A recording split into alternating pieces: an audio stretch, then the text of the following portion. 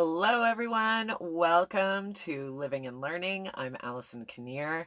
Every week, Wednesdays at 3 p.m. Pacific Standard Time, I jump onto Facebook Live and talk about living and learning, just things related to life.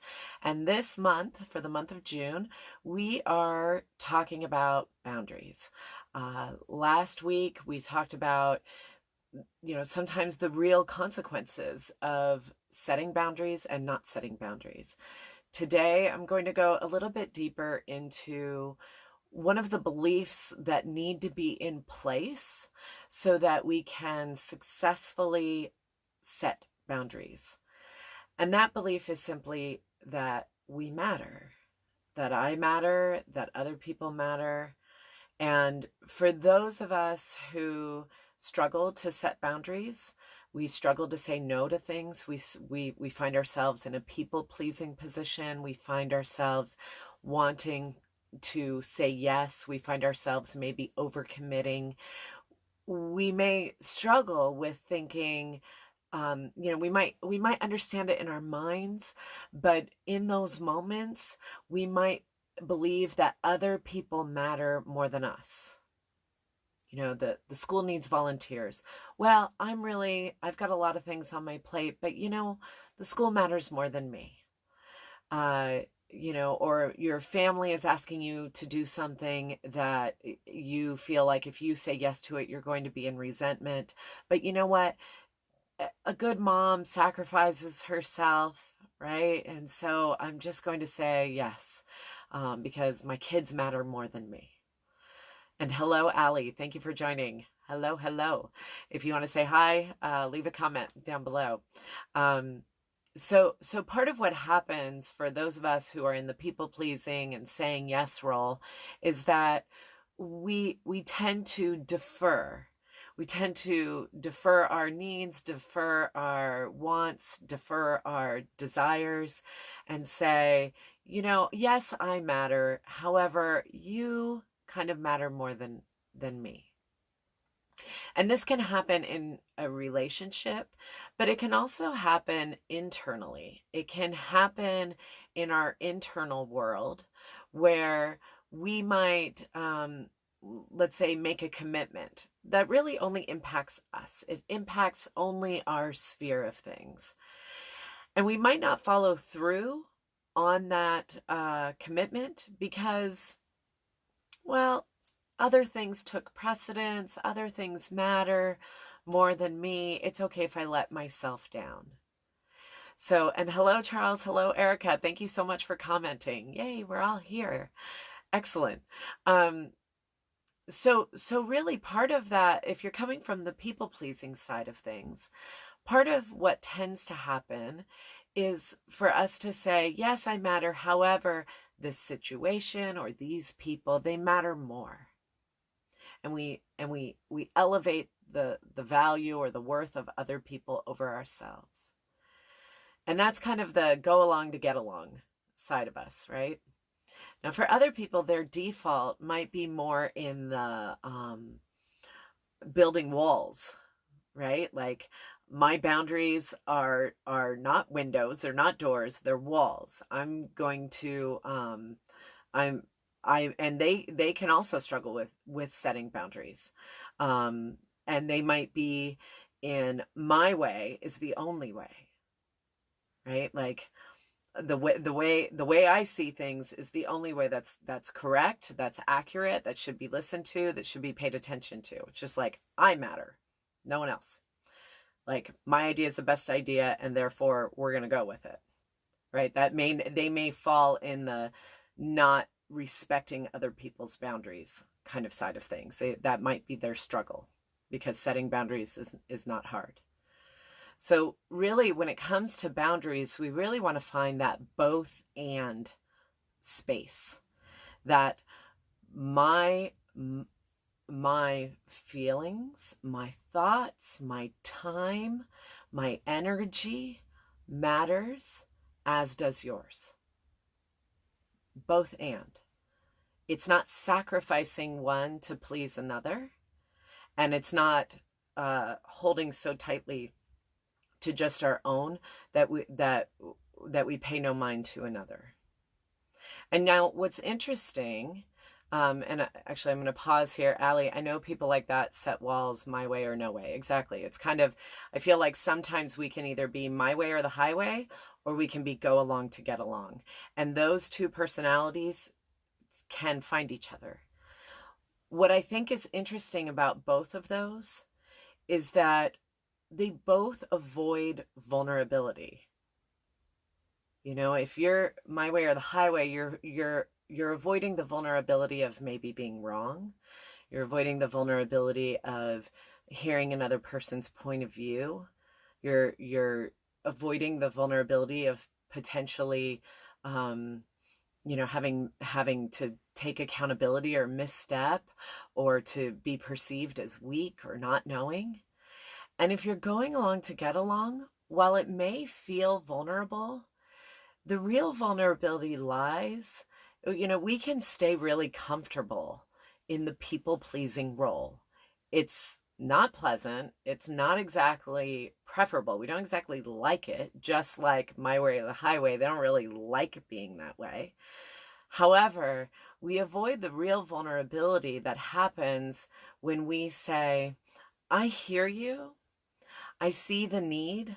I want to say yes, but I'm really aware of where I'm spending my energy right now, and it's going to be a no.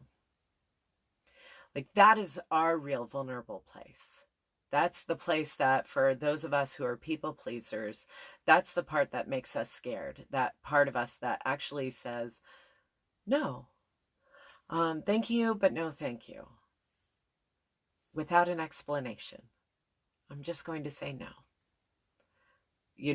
That's our vulnerable spot. That's the part that can really get us a little bit shaken in our boots, because it's hard for us to maybe push back and make space for us to matter, for our needs to be included too. And there's a lot of childhood stuff that probably comes into play with all of this. And I think there is value in both, whether you default on one side or another, to get into that vulnerable place of including your needs in the picture, or if you come from the default of my way or the highway, building space for both, and for my needs and somebody else's. Allie, yes, I just actually did that, and it was so scary, saying no to a my way or no way.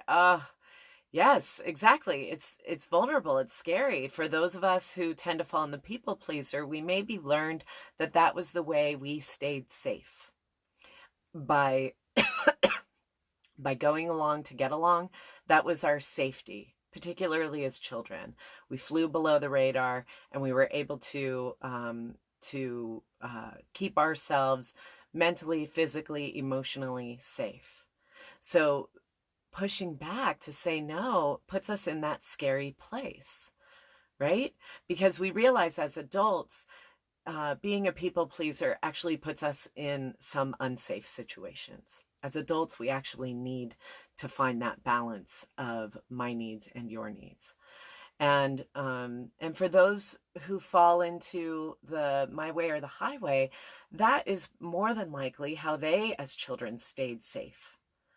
That was their safety measure, because when they acted in that way, people backed off. And so both sides are acting from this place of safety, but as adults, they become liabilities.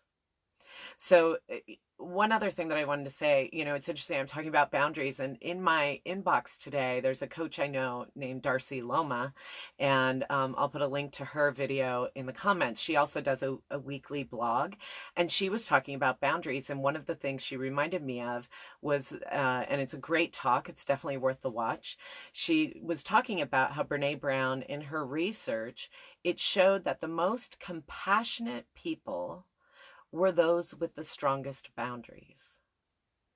So think about that. The most compassionate people were those with the strongest boundaries. And and she tells a bunch of really great stories that explain this. But really, how can you be compassionate and be boundaried? You know, it's for us people pleasers, it's a really it feels like opposites.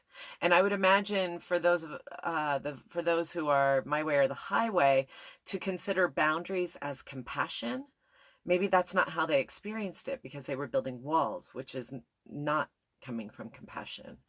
But really what it does is that when we set, for those of us who are people pleasers, when we set boundaries, when we say no to things, part of what we're doing is keeping ourselves out of resentment.